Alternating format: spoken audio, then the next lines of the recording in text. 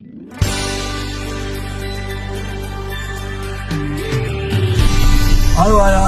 Rusul.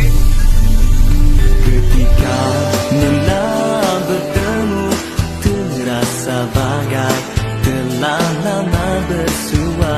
Kau sambut ulur tanganku, bertegur sapa penuh mesra.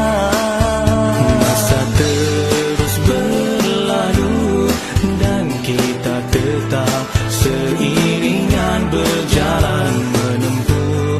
Oh nak ikut lalui semua suka dan duka bersama. Biarlah apapun rahsia dan kelemahanmu, tetap